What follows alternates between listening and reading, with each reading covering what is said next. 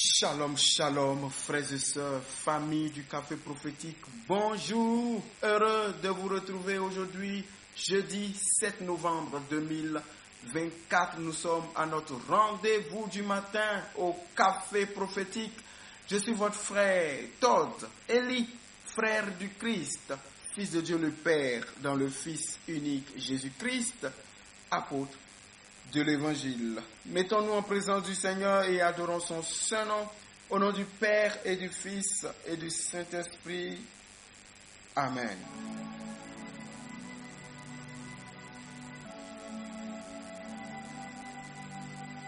Seigneur, ce matin, nous nous présentons devant toi comme des enfants devant leur Père pour recevoir de toi la bénédiction de ce jour. Donne-nous notre pain de ce jour. Seigneur, sois loué, toi qui as tout fait par amour et qui fais toutes choses pour notre bien. Ce matin, jour 4 de notre semaine de jeûne et de prière, pour nous consacrer à Dieu, pour consacrer le mois de novembre à Dieu, afin que nous puissions vivre un rentable et fructueux mois de novembre, pour consacrer tous les couples et toutes les familles de la terre au cœur sacré de Jésus. Mais en même temps, jour 4 de notre semaine de prière pour le mariage et pour la conception, nous venons avec joie, parce que nous savons qu'il est écrit, venez puiser avec joie aux sources du salut. Et nous savons que nous sommes à la source du salut. C'est pourquoi, Seigneur, nous sommes déjà confiants que nous sommes bénis et que ce que nous demandons, nous l'avons déjà en toi, au nom de Jésus. Merci de visiter tous ceux, Seigneur, qui prient avec nous, qui désirent le mariage pour eux-mêmes ou pour quelqu'un qu'ils aiment, un fils, une fille, un proche. Que toute la gloire te soit rendue, Père, toi qui as écrit pour chacun d'entre nous une destinée. Conduis-nous à l'accomplissement parfait de chaque destinée pour la gloire de ton nom. Merci Seigneur. Amen.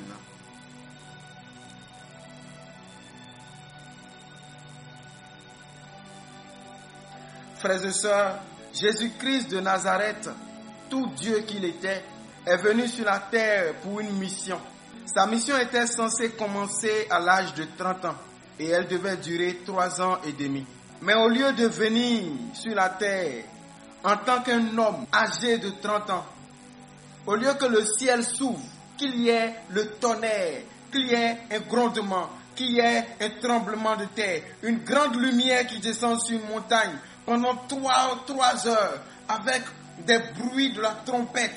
Et puis après, on voit les anges, on voit la gloire de Dieu et le Fils de l'homme parfait, beau, costaud, bien habillé, qui descend et qui commence à prêcher, qui commence à faire des miracles. 3 ans et demi plus tard, le même phénomène se reproduit et il remonte. Mais Dieu n'a pas procédé ainsi. Dieu a déposé dans le sein de la Vierge la sémence divine et Jésus a eu un jour, une semaine, 1 mois, 9 mois dans le sein de la Vierge avant de naître.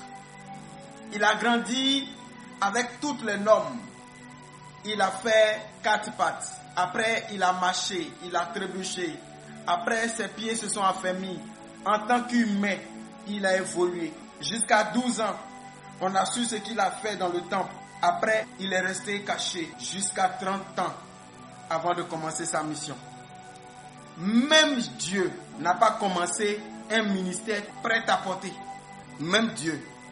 Frères et sœurs, la Bible dit ne méprisez pas le faible commencement. Si nous attendons un homme ou une femme accompli avant de nous marier, nous risquons d'attendre longtemps. L'homme ou la femme parfaite n'existe pas. Parfois, à force de critères, à force de fantasmes et de rêves. Ce n'est ni Satan, ni les sorciers, ni nos erreurs du passé qui retardent notre mariage, mais c'est aujourd'hui. On veut quelqu'un qui roule dans une grosse voiture, qui porte costume, qui est beau, et on dit il est responsable. Vous comprendrez dans ces jours-là que on peut être dans une belle maison, porter de beaux costumes, avoir un bon poste dans la société et ne pas être forcément un homme responsable. Et être un homme à femme ou bien un homme à plus de 400 femmes. Ce n'est pas ça qui fait le bon mari. Femme, qu'est-ce que tu veux? Un mari qui travaille, qui porte costume, à qui l'homme accorde de la considération dans la société, même si au fond c'est un salaud, ou bien tu veux un bon mari. Homme, tu veux une belle femme ou bien tu veux une bonne femme? Parce que les bonnes femmes, il y a des choses, il y a des bassesses dans lesquelles elles ne tomberont pas. Ressaisissons-nous, frères et sœurs. À force de vouloir quelqu'un qui répond trop à tes aspirations, à tes rêves, tu peux finir sans personne. Est-ce que tu ne penses pas que tu es trop belle et que ta beauté mérite quelqu'un d'un certain standing? Est-ce que tu ne penses pas que tu es trop instruite parce que tu as des gros diplômes, donc tu ne peux pas marier quelqu'un qui n'a pas... Vous voyez tous les critères que nous nous donnons. Quelqu'un qui n'a pas autant de diplômes, peut-être quelqu'un qui n'a pas telle chose. Je ne veux pas marier quelqu'un et puis je veux quelqu'un qui sera comme ci, comme ça. Comme ça, moi, on va me respecter quand il va venir se présenter. Tellement tu attends ça, personne ne vient se présenter. Et finalement, tu es la go de tout le monde et tu es la go de personne. Attention. Il n'y a pas de mari ou de femme prête à porter. C'est à nous de nous investir. Quand elle est la bonne personne, à améliorer ce qu'il y a à améliorer, à corriger ce qu'il y a à corriger. Il y a des choses qu'elle va abandonner, mais il y a des choses qui vont rester et qui seront ton épreuve dans le mariage. Et c'est vice-versa, homme comme femme. Garçon, est-ce que tu n'es pas en train de chercher une femme trop parfaite, avec toutes les caractéristiques, comme si elle était Dieu, ou bien elle était la Vierge Marie, une femme qui a l'argent, qui est belle, qui cuisine bien, qui est soumise. Tout ça là à la fois. Une femme qui te représente bien par son physique. Tu cherches une bonne femme ou bien une belle femme. Femme, tu cherches quoi? Parce que ce n'est pas les prétendants qui manquent, mais trop de critères. Parce que celui qui aujourd'hui roule dans une grosse voiture, peut-être qu'hier il marchait. Et celui qui marche aujourd'hui, demain sera peut-être dans une grosse voiture. D'ailleurs, on peut être dans une grosse voiture aujourd'hui et marcher demain. La vie. Parfois, tu pries pour te marier. Quand un garçon s'approche de toi, tu le méprises, tu le dévalues et tu le regardes d'une manière méprisante. Tu le snobs et tu avances et tu pries pour avoir un mari. Peut-être que celui que tu as snobé aujourd'hui, c'est celui qui allait être pour toi un bon mari. Peut-être que dans le fond, il est ce que tu cherches là. Mais le premier jour où tu l'as rencontré là, il n'y avait pas cette apparence. Il y a des filles, elles ressemblaient à rien hier. On les a sous-estimées. Quelques années plus tard, elles sont devenues belles. Une belle forme. Tout le monde veut maintenant. Or, il y a de cela quelques années en arrière, elle était mince, elle était façon... la vie. La tendance aujourd'hui, c'est d'entendre un peu partout sur les réseaux sociaux. Il faut prendre tel produit. Si tu prends mon produit, tu ne vas pas regretter. 2 heures, 45 minutes. Si tu prends ça, ma soeur, c'est mari de 45 minutes, tu cherches. Parce qu'il y a des femmes qui ont laissé leur copain pour dire qu'il ne la satisfait pas. Il y a des femmes qui trompent leur mari parce qu'elles cherchent garçon qui fait 45 minutes, 2 heures. Si toi-même tu n'es pas gâté, 2 heures, 45 minutes. Et on fait palabre de ça. Et c'est ça qui est sur les réseaux. Africain n'a plus autre chose à faire comme recherche, comme science. Nos chercheurs là, c'est éjaculation précoce seulement on fait. Parce que les femmes d'aujourd'hui sont devenues gourmandes. Tant que tu n'as pas encore fait 45 minutes, tu n'es pas un garçon. Et pour ça, on peut tromper jusqu'à... Et puis après, ça va devenir un scandale. Or, que dit la parole? La parole dit, dans le livre de Hébreux 13, le verset 14, que le mariage soit honoré de tous et le lit conjugal épargné par la souillure. Que ceux qui se livrent à l'immoralité sexuelle et à l'adultère, Dieu les jugera. 1 Corinthiens 7, verset 2, toutefois, pour éviter toute immoralité sexuelle, que chaque homme ait sa femme et que chaque femme ait son mari. D'où vient-il alors que pour éviter l'immoralité sexuelle, on se marie et malgré le mariage, on a encore les immoralités sexuelles dans nos sociétés d'aujourd'hui. Chrétiens, chrétiennes, celles de la terre, lumière du monde, est-ce que tu voudras qu'on prie aujourd'hui pour que tu sois fidèle à ton mari, fidèle à ta femme? Est-ce que tu veux te marier? La Bible dit dans le livre de Proverbes 16, verset 9, l'homme en son cœur fait des projets et le Seigneur dirige ses pas.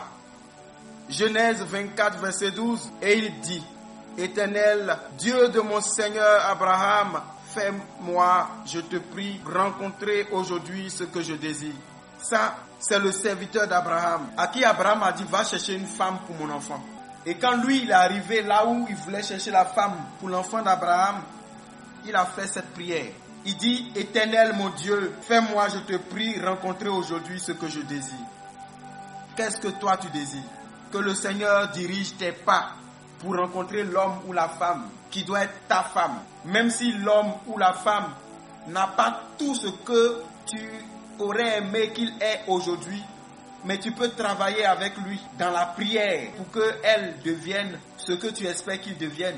Ne sois pas consommateur des produits finis, sois transformateur du produit brut au produit fini. C'est en cela que tu auras tous les mérites. Hommes, femmes, nous sommes concernés. Verset 13, voici, je me tiens près de la source d'eau et les filles des gens de la ville vont sortir pour puiser de l'eau. Que la jeune fille à laquelle je dirai, penche ta cruche, je te prie pour que je boive et qui me répondra, bois. Et je donnerai à boire à tes chameaux, soit celle que tu as destinée à ton serviteur Isaac. Et par là, je connaîtrai que tu uses de bonté envers mon Seigneur. Donc, Eliezer de Damas demande au Seigneur de lui donner un signe par lequel il va reconnaître la femme que Dieu a choisie, la femme que Dieu a destinée pour être la femme de Isaac. Donc, il y a quelqu'un que Dieu a choisi. Il y a une femme qui a été destinée pour toi. Il y a un homme qui a été destiné pour toi.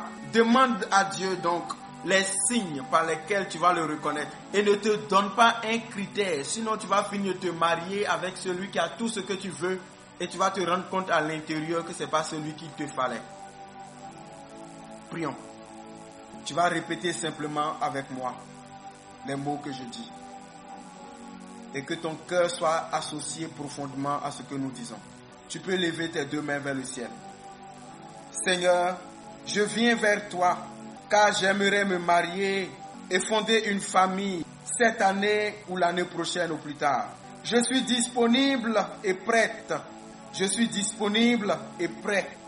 Il est écrit, il n'est pas bon que l'homme soit seul. Il n'est pas bon que la femme soit seule.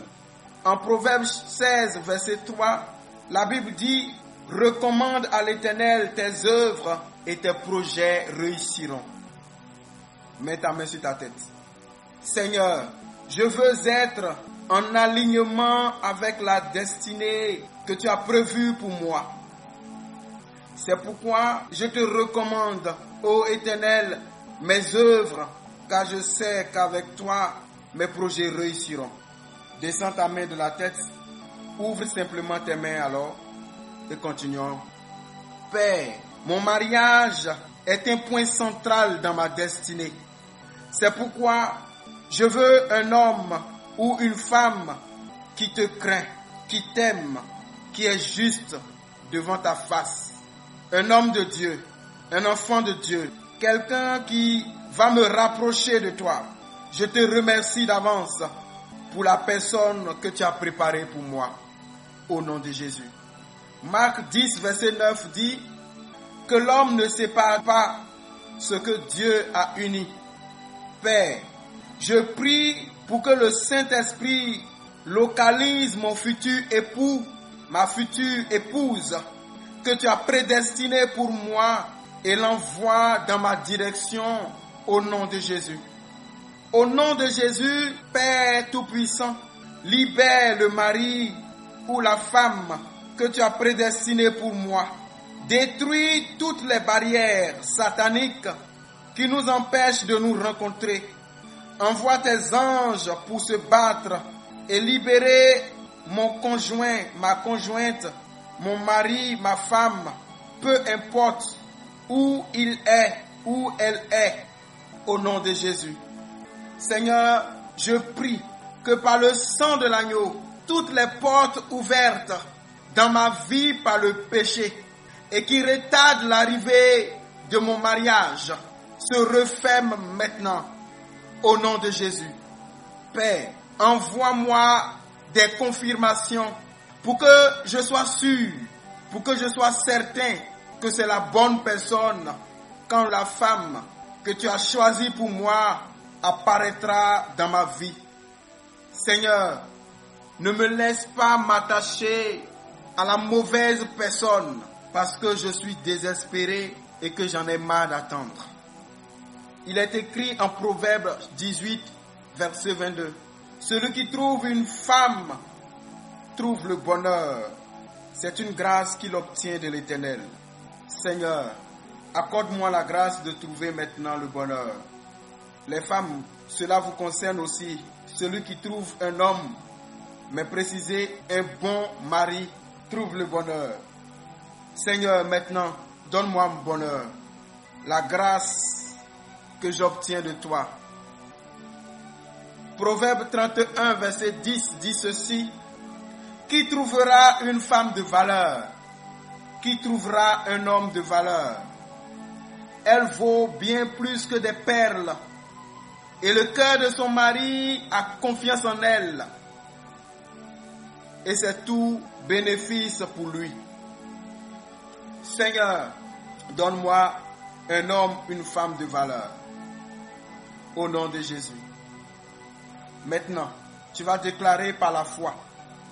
Peu importe si tu as déjà rencontré ton homme, si vous êtes déjà en amitié, en cheminement, si tu ne l'as pas encore rencontré, même si vous êtes déjà marié, si vous vivez même déjà en concubinage, parce qu'on ne peut pas ignorer que les gens vivent déjà en concubinage, mais qui ne sont pas encore mariés, vous allez répéter avec moi ce que nous allons dire. Au nom puissant de Jésus, je crois que Dieu me donne la meilleure chose à avoir. C'est pourquoi je déclare que ma femme, bon, quand vous êtes femme, vous dites femme. Quand l'autre est mari, il dit mari. Amen. Si vous êtes une femme, vous dites que mon mari. Si vous êtes un homme, vous dites que ma femme. Donc, comme moi-même je suis garçon, je vais rester dans la peau des garçons. Au nom de Jésus, je déclare que ma femme est une femme de valeur. Que ma femme vaut bien plus que les perles. Et auprès d'elle, j'ai le bonheur. Mon cœur a confiance en elle. Et c'est un bénéfice. Elle est un bénéfice pour moi. Elle fait ma joie et mon honneur. Elle me grandit devant les hommes. Elle est une perle à mon cou. Une couronne à ma tête. Une sandale de qualité à mes pieds. Des colliers et des bracelets d'or à mes mains. Un vêtement royal sur mon corps. J'ai une femme selon le cœur de Dieu. Une femme excellente. Qui a les caractéristiques pour être une mère excellente. Elle apporte dans ma vie un plus-value. Elle me fait grandir. Elle me fait évoluer. Au nom de Jésus, dans mon mariage, tous les retards accumulés dans ma vie seront rattrapés avec accélération divine.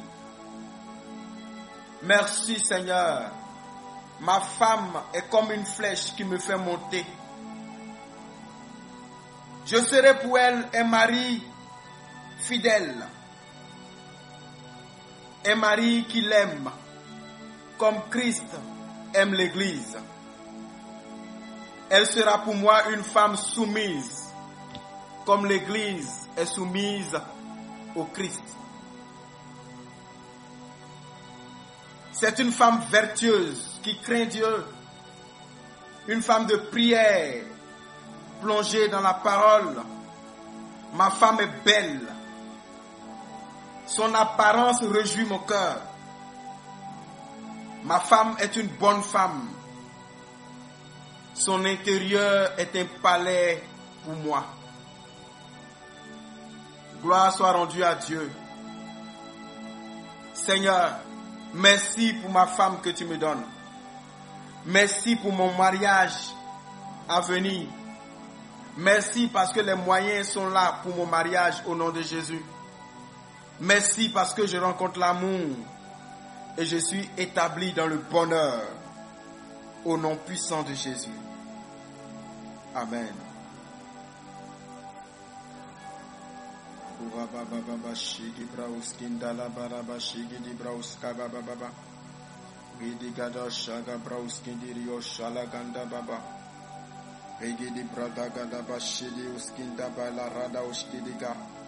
Au nom puissant de Jésus. Au nom puissant de Jésus. Au nom puissant de Jésus.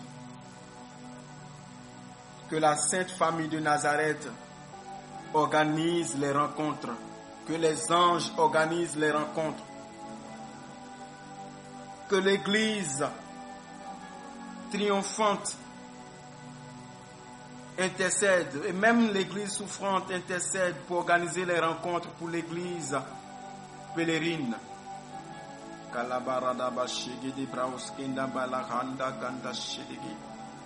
Merci Seigneur. Amen.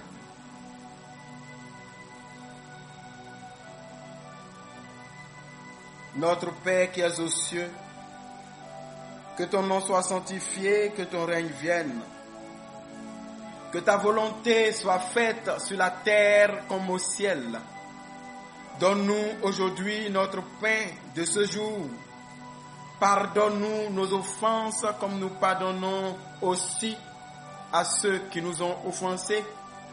Et ne nous laisse pas entrer en tentation, mais délivre-nous du mal. Car c'est à toi qu'appartiennent le règne, la puissance et la gloire pour les siècles des siècles. La prière de ce matin, nous nous arrêtons là. Je suis heureux d'avoir été et d'être le canal par lequel Dieu vous bénit. Rendez-vous demain. Excellente journée au nom du Père et du Fils et du Saint-Esprit. Amen.